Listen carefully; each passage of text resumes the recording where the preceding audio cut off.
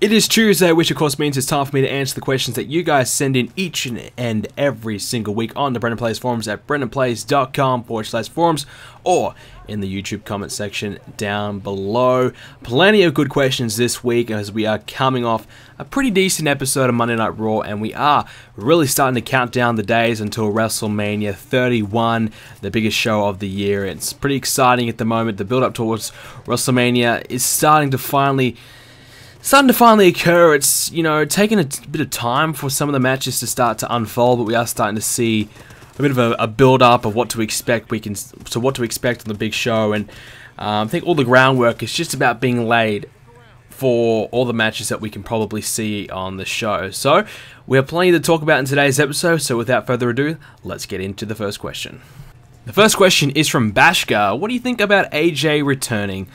Look, I've really been harsh on AJ Lee in the past 3, 4, 5 months because I felt as though she really phoned it in.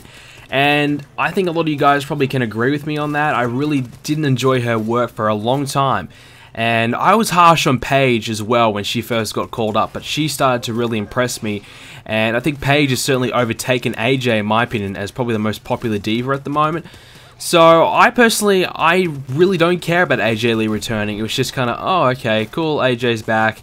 I just didn't really care. I'm just not excited for AJ Lee anymore. Knowing that, you know, the crowd is just going to chant CM Punk all the time at her, and her matches, you know, it's going to be overshadowed by the chants. It's not going to be about her anymore, and, you know, at WrestleMania, we're probably going to get a huge CM Punk chant when, you know, she's going to get thrown into this Divas Championship match.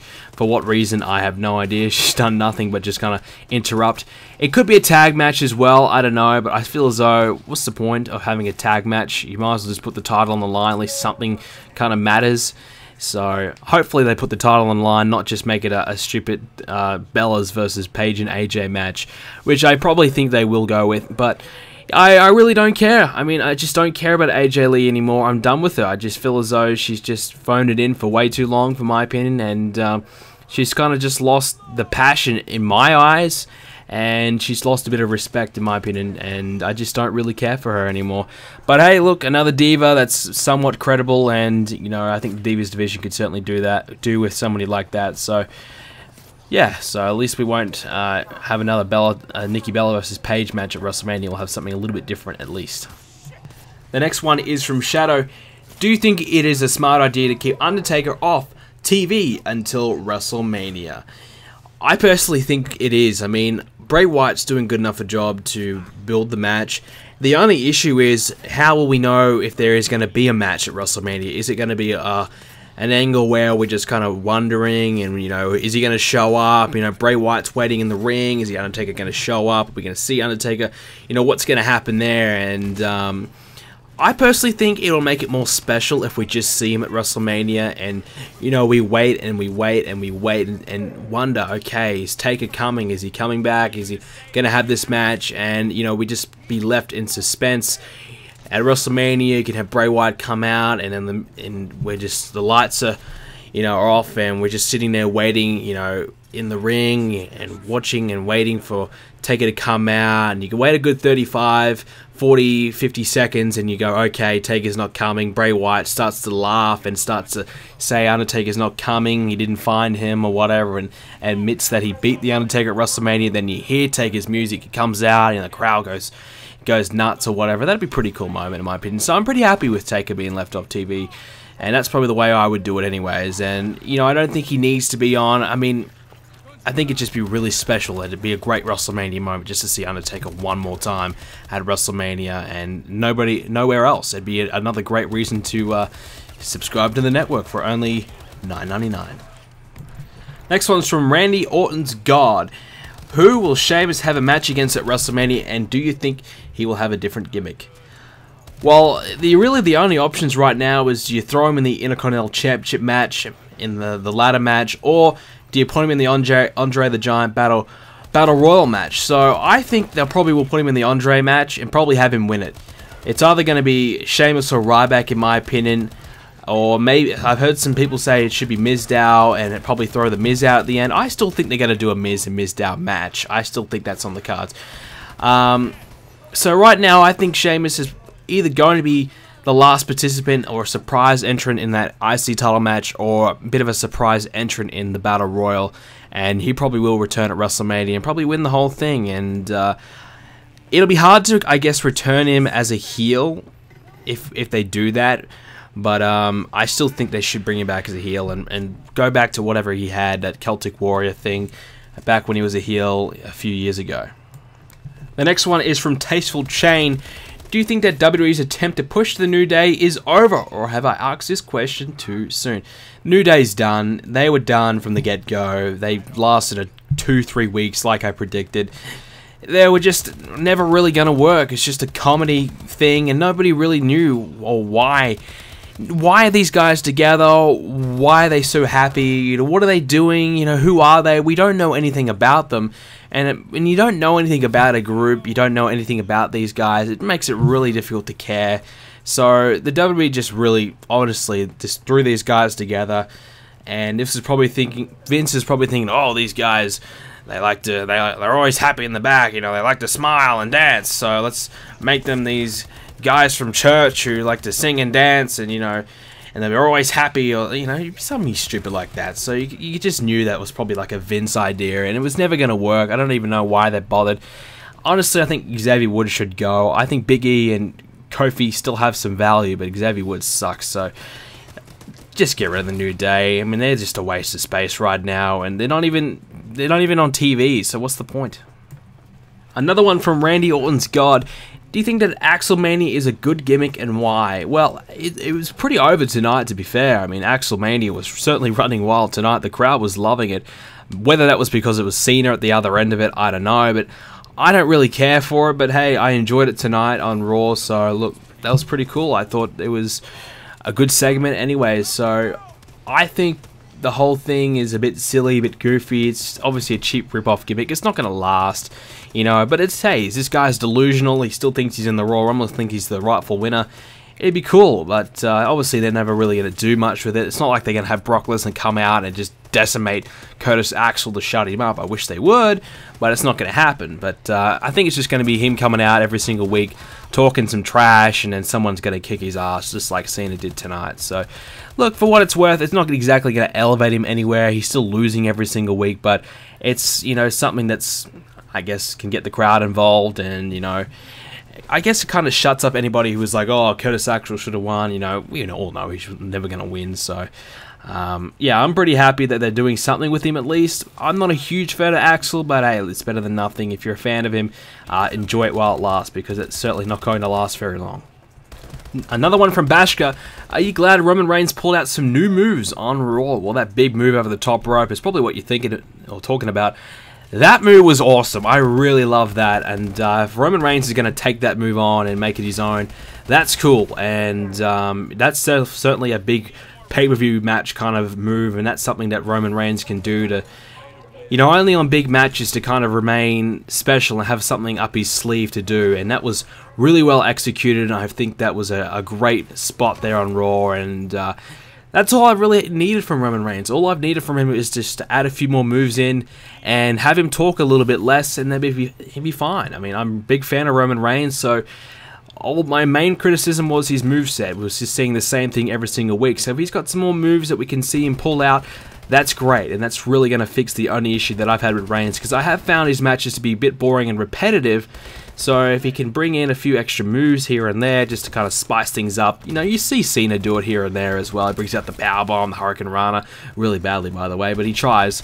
You know, that's cool. So you can see that he's trying and he spices it up here and there, especially for bigger matches.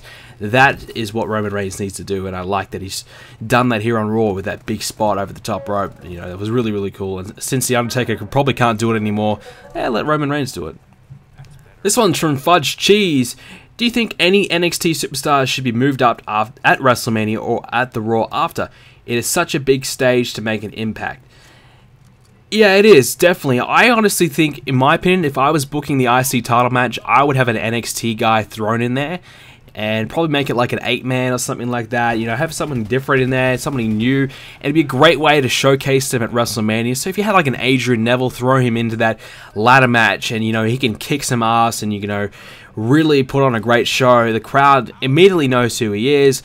He's working in front of WrestleMania, big debut, but you know, everybody gets to see him, and it'd be pretty awesome to see. And it'd be exciting and somebody different and someone you haven't seen before, which will make it definitely special as well. I personally would have done an NXT match in general, but hey, if they're going to put one NXT guy in a match or something like that, that'd be cool. If not, I guess the Battle Royal is also an option as well, but you probably won't win that, and if you don't win the Battle Royal, it's not going to do you any favors, whereas if you don't win the ladder match, it doesn't really matter. You know, you can walk away, have a great match at the ladder match, and walk away doing better than what you were doing before, whereas if you walk away from the Battle Royal not winning, and you don't exactly get to the final 2 or 3, you're not really going to walk away in a better position. So I think either have them debut in that ladder match, or save them after Raw and have one of them or two of them debut then, where you have the big English crowd, especially Adrian Neville.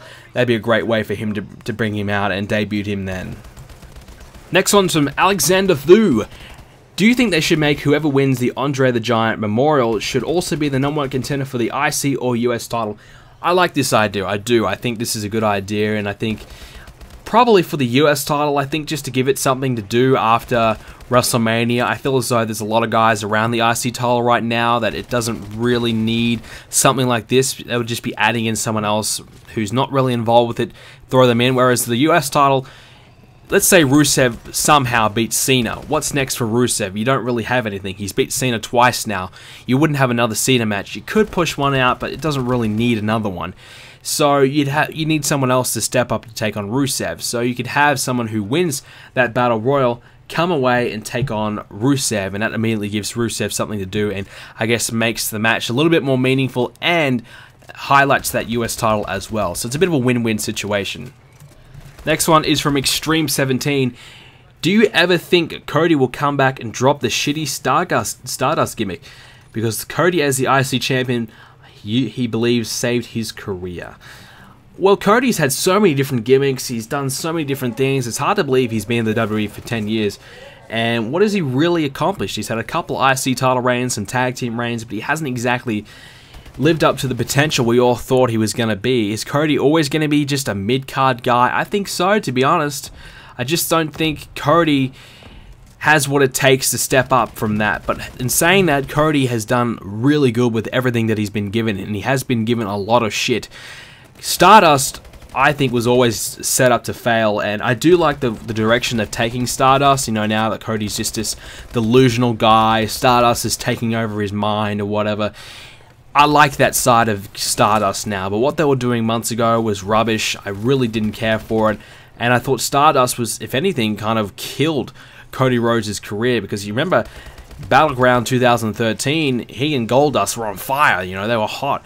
So you see Cody Rhodes can get over that, we know that, but as a singles guy, he struggled sometimes, so I don't know. I still think you can do something with Cody Rhodes. I still think there's plenty of time for him to beat somebody. He's still relatively young, so all hope is not lost for Cody Rhodes yet, but the Stardust thing is certainly not going to lead him to any success, because in an essence, it's just a rip-off gimmick of his brother. So, you know, you don't really want to rip off somebody else. It's never going to work in the same kind of way. It's never going to make Cody Rhodes the next Goldust and have so much success. It's not going to happen, because we've seen it, done it before. He needs to do something fresh. So Stardust, once he moves away, beats Goldust, needs to go back to being Cody Rhodes or something entirely different. This one's from Sarah Falson.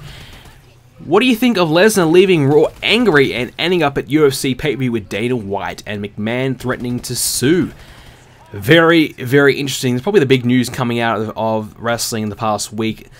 Look, I wouldn't look too much into him turning up at UFC. He's a UFC fan. If I'm a UFC guy, maybe he was going to see Dana White and having a bit of a chat with him, you know, just beating around the bush, you know, oh, look, you know, what do you think about me coming back? Is there any interest? You know, do you think, you know, you'd be interested in having me back? Something like that. Maybe some bit of small talk about potential negotiations, just seeing where they are and seeing, you know, just catching up, something like that. I don't think it's really okay, I'm coming back to UFC, let's start working out some deals, because he legally cannot do that. I think he'll work WrestleMania. There's no need to really sue him. I don't think Brock is that type of guy who's going to walk out and not fulfill his contractual obligations. I don't think Brock's that type of guy. So I think we're fine in that regard. I wouldn't be too worried about him not working Mania, but the whole thing about Vince threatening to sue, I think that's just been blown out of proportion. That's not going to happen. That's just really a worst case scenario thing. So everyone has been kind of asking me all week about that. It's just that's just a last, resort kind of thing, to keep him. I think he'll be working WrestleMania. I'm sure they sorted it out already, so I wouldn't be worrying too much. This one's from Bada Boom. Do you think the death of kayfabe is the major reason why wrestling is so boring and hard to watch now because of the predictability? For example, fans chanting AJ and Orton's names before they return. Definitely, I think, knowing the ins and outs of wrestling, well, majority of it from the, knowing how it works from an outsider perspective, I suppose has made the excitement and the enjoyment and the, really who's going to win this match. You kind of know who's going to win every match now. You kind of know what's going to happen, so you have a fair idea. And yeah, it is predictable, and it is certainly takes away some of the fun. I certainly remember watching when I was 10, 11, 12, when I didn't know anything about how it all worked. It was certainly much more exciting for me, and every match was really exciting. Now I kind of just go, okay, Luke Harper versus Dolph Ziggler. Dolph Ziggler's probably going to win this one. Okay, Roman Reigns, Seth Rollins. Oh, it's probably going to be a, some kind of screw job finish. Okay, this is going to happen. This, look, you just kind of know what's going to happen here. Okay, Paige is getting beaten up by the Bellas here. Paige is either going to come back and, take them out herself, or someone's going to return. And yeah, so you just kind of know that things are going to happen. But that just, of course, comes with just watching wrestling so much, and you do have a fair idea what's going to happen as well. So with just your wrestling knowledge, you can predict things. Kayfabe was always going to die when wrestling, certainly took to the internet, and WWE hasn't exactly tried to, stop kayfabe from dying. They've just decided, okay, it's dead, let's just embrace it, let's just run with it, and I think they're doing probably the best job they can considering the conditions, but it certainly has made wrestling lose its magic just a little bit, in my opinion. I certainly know from the 80s and 90s, that era where kayfabe was 24/7, wrestling was definitely at its hottest, so that might be a reason for it, I don't know. Final question for today's video. Fallen Gaming wants to know, what are you going to do for your 500th video? I think we're about 8 videos away from that. I really don't know. I wasn't going to do anything for my 500th video. I didn't even really notice. So let me know what you want me to do in the comment section, and I'll consider it. I kind of want to do a setup video for maybe 25,000 subscribers, because I've just started, I'm in the process of moving my things around and making a new setup. So by the time my 500 video comes along, my setup probably won't be ready by then. So I want to do a decent setup. So probably by 25,000 subscribers, I'll do something then. But hey, 500th video, let me know what you guys want to see from me, if anything at all. I can't think of anything, so let me know in the comment section down below, and that will do it for today's edition of Let's Talk Tuesdays. If you did enjoy it, please do leave a like in the video. Make sure you leave your questions for next week's episode in the comment section down below, or over at the forums, BrendenPlayz.com/forums. A link to the official Let's Talk Tuesdays thread will be in the comment section down below. Make sure you keep an eye on my Twitch. I have been live streaming lately, and I'll be doing a big t-shirt giveaway this weekend on Twitch. Don't miss it. It is going to be huge. Night of Champions will be out at the end of this week, so stop pestering me on the Twitter, guys. I know. I'm trying to work on it. I'm working on the promo right now. I'm going to try and get it out ASAP. Guys, make sure you subscribe to see more Let's Talk Tuesday videos coming up real soon. Follow me on Twitter at BrendenPlayz, and of course, have a great day. I'll see you all next Tuesday.